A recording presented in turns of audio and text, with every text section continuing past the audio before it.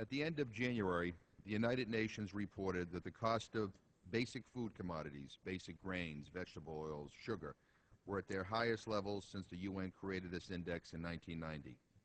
2 weeks ago, World Bank President Robert Zoellick announced that the bank's food price index shows food prices are now 29% higher than they were. Zoellick warned the G20 to put food first when they next meet. The World Bank estimates that these recent food price spikes have pushed about 44 million people into extreme poverty. That's under $1.25 a day. This is a global security crisis. The lack of food security contributes to political instability. Food was the primary reason people first took to the streets in Tunisia. Food and poverty were right at the top of the list in the squares of Egypt, right next to the call for political freedom. In 2007 to 2008, the last global food crisis, there were major food riots in nearly 40 countries. In May 2008, my fellow co-chair of the House Hunger Caucus, Congresswoman Joanne Emerson, and I were briefed by the GAO about the lack of coordination and continuity in U.S. food and development programs. We started calling for a comprehensive approach to address global hunger and food insecurity. Now, thanks in large part to the efforts and leadership of Secretary of State Hillary Clinton and USAID Director Raj Shah, the U.S. government responded to that call and over a 2-year period of time initiated a comprehensive government-wide approach to reduce global hunger and increase nutrition and food security. Not because it feels good, not even because it's the right and moral thing to do, but because it's in our national security and economic interest to make countries food secure, more productive, healthier, and more stable. This strategy is known as the Global Hunger and Food Security Initiative. It includes our bilateral programs and efforts with other governments and multilateral institutions.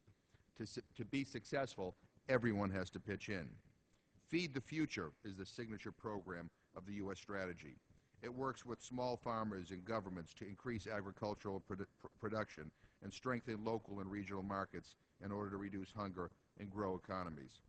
Other key elements include the McGovern Dole Food for Education and Child Nutrition Program that brings kids to school and keeps them there by making sure that they get at least one nutritious meal each day at school. This program has proven to be especially effective in convincing families to send their daughters to school. And finally, there is our Food for Peace program, which provides food to millions of women, children, and men caught in life-threatening situations brought on by natural disasters, war, and internal conflict.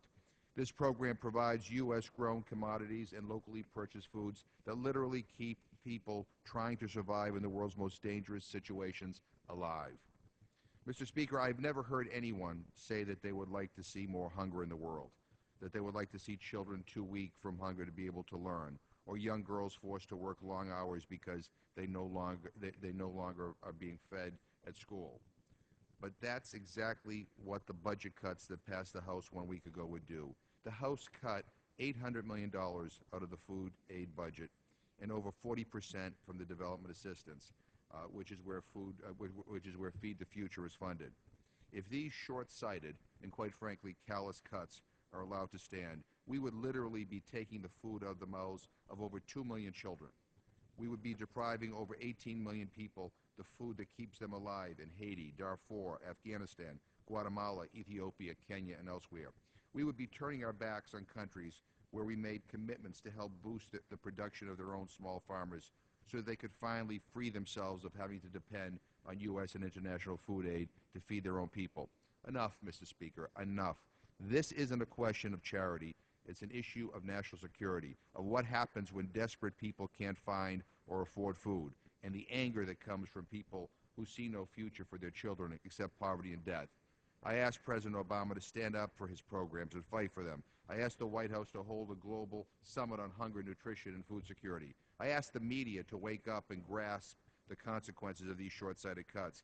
And I asked my colleagues on both sides of the aisle to fund these programs so that they could be successful. It really is a matter of life and death. I yield back the balance of my time.